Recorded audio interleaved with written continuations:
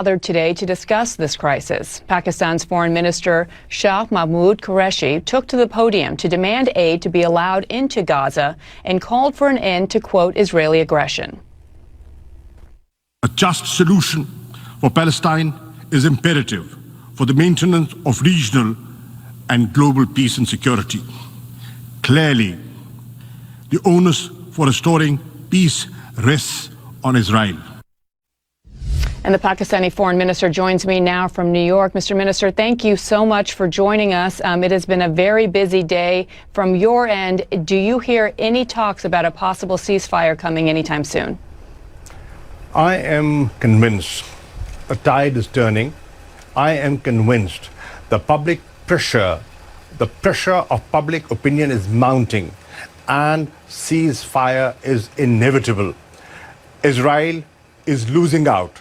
They're losing the media war despite their connections. They are losing the media war. The tide is turning. What are their connections?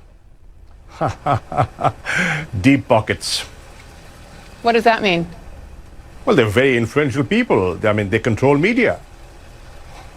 I would call that an anti-Semitic remark. Well, you see, the point is they have a lot of influence. And they get a lot of coverage. Now, what has balanced that is the citizen journalist who has been reporting, sharing video clips, and that has jolted people, and that has woken up people, and people who are sitting on the fence are today speaking up. Do you see how in different capitals of the world, in London, in Madrid, in Michigan, Chicago, every place, from Sydney to the European capitals, people have come out and saying, put an end to this insanity. They're calling for an immediate ceasefire. Now, the Security Council has failed in forging a joint statement and coming out with a joint statement and forging a consensus. The General Assembly today is giving a clear message to the Security Council. It is your prime responsibility to ensure peace and security. Please live up to the UN Charter. But, Mr. Ambassador, can we not separate the fact that there are calls for peace and for equal human rights for both sides, for Palestinians and for Israelis, without anti-Semitic talk and rhetoric? And we are seeing an increase in anti-Semitism throughout the world.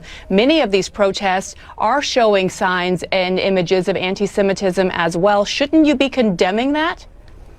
I will not justify any rocket attacks.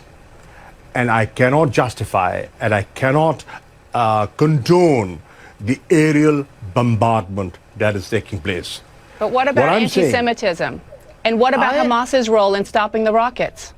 I am saying when you do not engage, when there are no negotiations, when there is occupation, when there's genocide, when there's war crimes, when there's ethnic cleansing, then an extremist element takes advantage of that situation.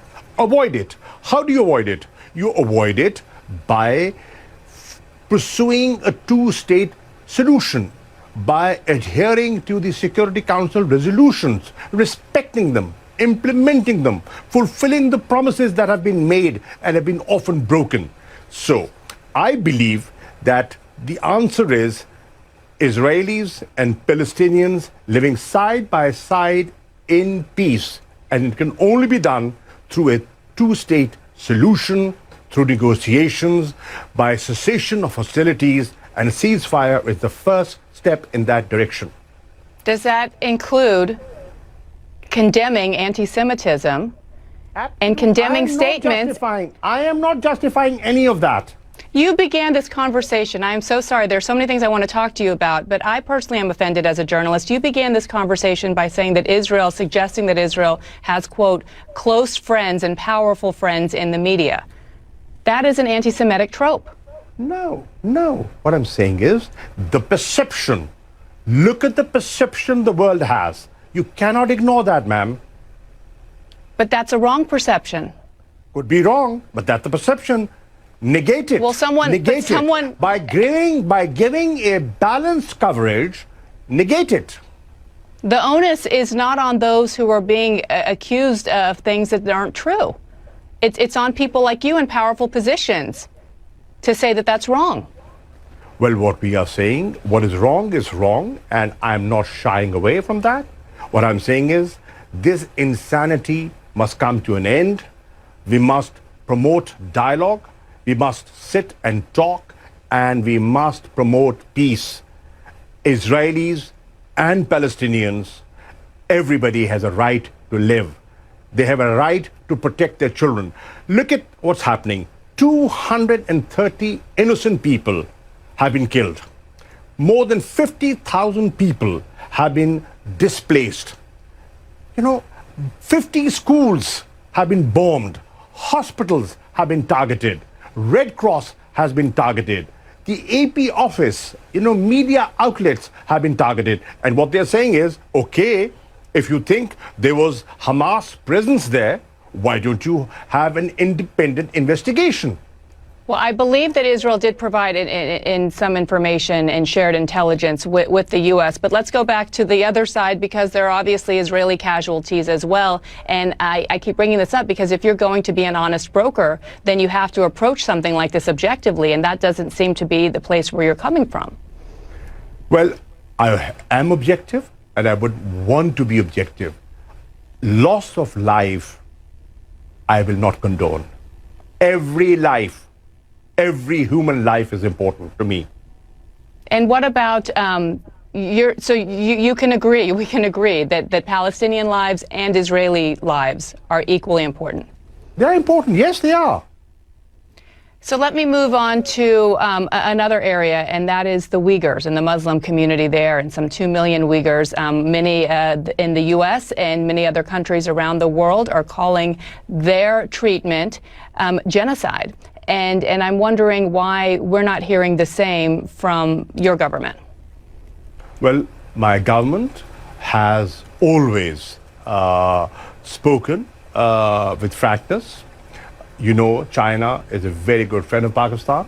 They've stood by us through thick and thin, and we have means of communication, and we use our diplomatic channels. We do not discuss everything in public.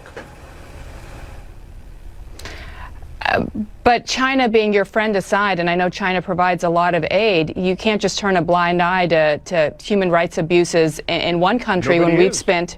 Nobody is. So is something being? Are there discussions behind the scenes? Is your Prime Minister, Prime Minister Khan?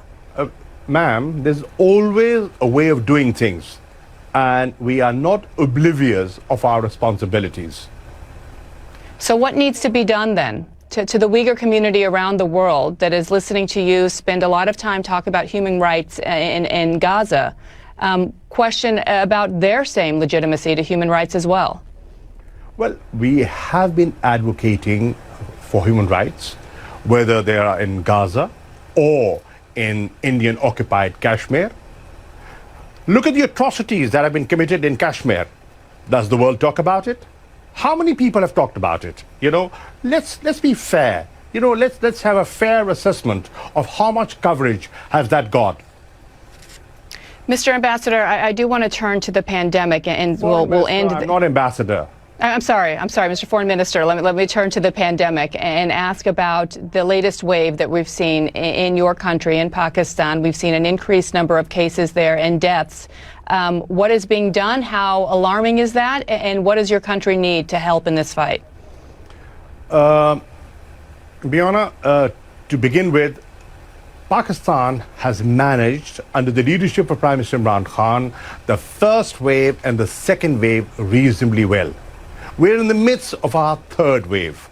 Now, if we draw a comparison of the situation in Pakistan and next door, look at the situation on the, what our eastern neighbors facing, there's a huge difference. There are over 4,000 casualties on a daily basis. There's no winner. I'm not pitting you against India. I'm saying that every loss of life is a tragedy. Absolutely, it's a tragedy, and we are sympathetic, and we offered help. You know, I offered help. We said, listen, these are human lives. We're in the same region. We are willing to help. They did not respond, but our offer still stands. What we are doing is, we are doing our best to bring the positivity down, and what we need right now is vaccine. We've been gifted vaccine by China. We have bought vaccine, but the vaccine that was promised to us through COVAX did not come in time. And what we need is inoculations to protect our people, the marginalized people, you know, the paramedics, the doctors, you know, the people who are on the front line. So that process is going on. The numbers are increasing, but we need help. Mr. Foreign Minister, thank you so much for your time. I would just ask you personally to please avoid using anti-Semitic tropes that you used at the beginning of our conversation. I think they are very... I have never been anti-Semitic, and I never will be. Okay. We'll leave it there. Thank you so much.